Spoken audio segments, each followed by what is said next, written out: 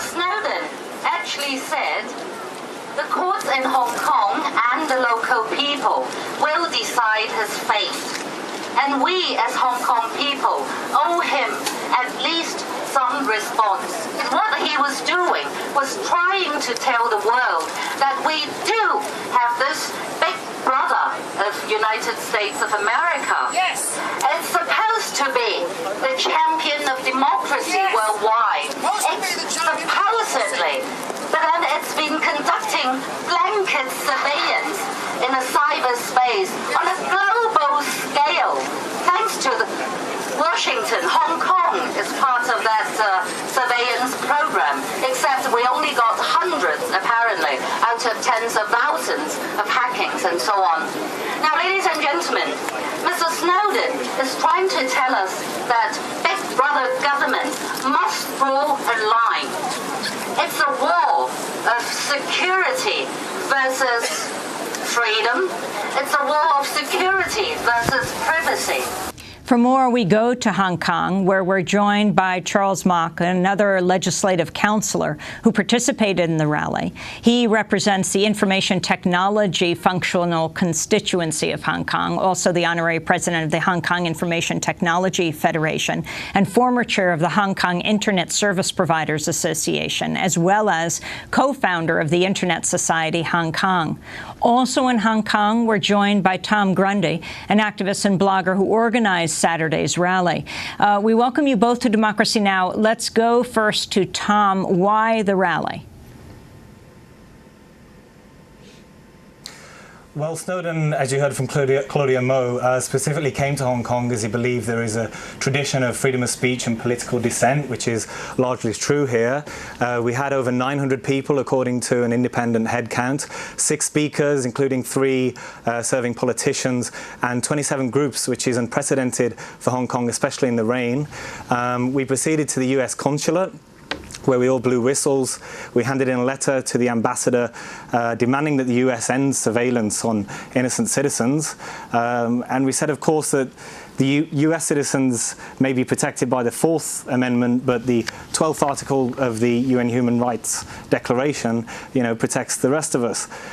We then went to the Hong Kong government headquarters, where we handed in a letter demanding that the government here protects Snowden, upholds the rule of law, and rejects any mainland influence on the issue. Charles Mok, can you explain why you are supporting Edward Snowden, what it means to be the information technology representative on in the Hong Kong Council? What he has done is significant to you? Okay. Well, first of all, in the legislature of Hong Kong, which is the lawmaking body in Hong Kong, we do have a system that other than the geographically returned people and legislators, there are also a number of us that are returned by individual professions or industry bodies. So I represent the IT, Information Technology Functional Constituency. Now, I think the fact that Ed Snowden, that he chose Hong Kong, according to what he's told The Guardian and the South China Morning Post, was that Hong Kong do have a tradition for freedom of speech, freedom of expression, and tolerance of dissent, and also a rule of law. So it is this kind of spotlight that we have right now because of this affair that he's in Hong Kong, and he's been talking to journalists and so on, and still hiding. That we think, and a lot of people in Hong Kong are actually believe that he got to get his due process. He got to get his due process, all the rights that he is accorded according to Hong Kong laws. I think the Morning Post just did a survey over the weekend of a number of people in Hong Kong, and actually more than half do believe that he should be protected by our Hong Kong law as much as possible, according to our system and all the due process that he should be getting. Ed Snowden did a interview with the South China Morning Post. And in it, he said one target of the NSA hacking was the Chinese University of Hong Kong, which, according to the New York Times, hosts the city's main hub for internet connections to the rest of the world. Can you talk about the significance of this? Yes, actually the Chinese university hosts what is called the Hong Kong Internet Exchange, which actually is not exactly the hub to the rest of the world, but the hub within Hong Kong. So all of the intra-Hong Kong traffic between different internet service providers will pass through this HKIX Internet Exchange in the Chinese university.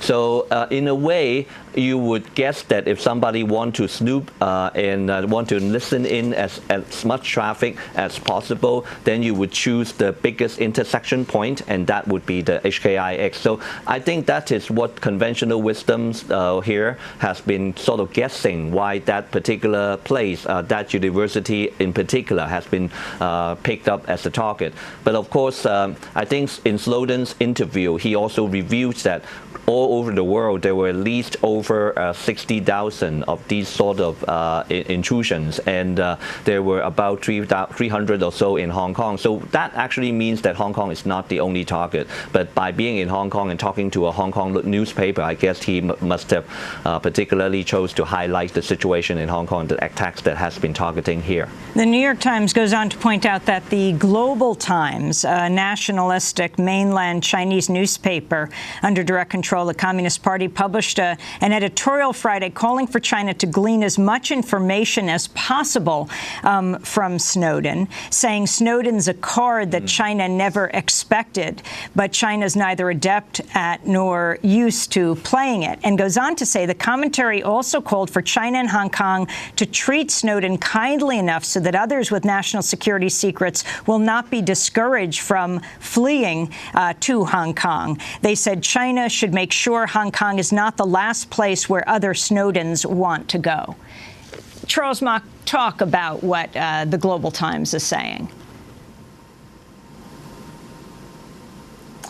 Well, I think they made it pretty blatant what is in China's mind about Edward Snowden being in Hong Kong, is that they want to play the card. They might want to get as much information out of this person as possible. Please understand that at least we have a one country, two system in Hong Kong and between Hong Kong and the mainland. So our laws is are different from the laws in China. And we do have a border and so on. We do have different governments. Even though as a regional government, we do report to the central government. So I think what we want locally is to make sure that we can protect and make sure that we can live up to our core values and make sure that we treat this person according to all the rights that he should be getting under Hong Kong law.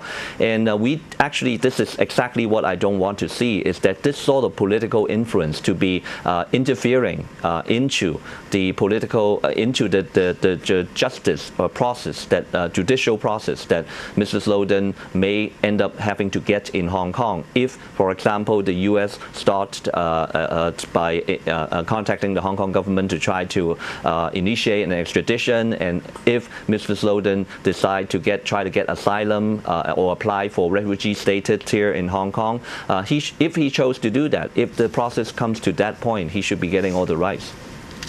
And what would political asylum mean? I mean, if he were arrested, he would be arrested by Hong Kong police. But this is a complicated story because he could be charged more for revealing information to Hong Kong and China. But then the question would be, would China be willing to then hand him over? Okay, the process roughly, as I understand, worked like this. If the U.S. started initiate a process and say that we want to arrest this person and start an extradition process, then Mr. Snowden could apply in Hong Kong for refugee status, and then there will be at least two tests. First, by the United Nations High Commission on Refugees to determine whether or not, for example, that he will face torture at home, and whether or not this is political persecution and so on. And and second, also by the Hong Kong court.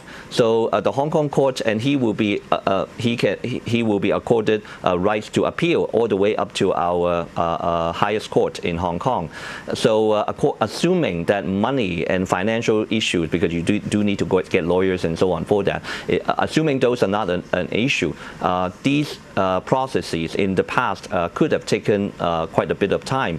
But of course, the issue is at the end, if there is a decision that finally has to be made, if he isn't successful, and there has to be a final decision to be made about the extradition, our chief executive in Hong Kong, which is pretty much our president, just like, he will have to make the final decision. But because this case very likely will involve foreign relations, then he has to consult the central government. So in the end, it means that the process can be a pretty prolonged process. And second, Beijing will probably come into the equation to make a final decision in the end.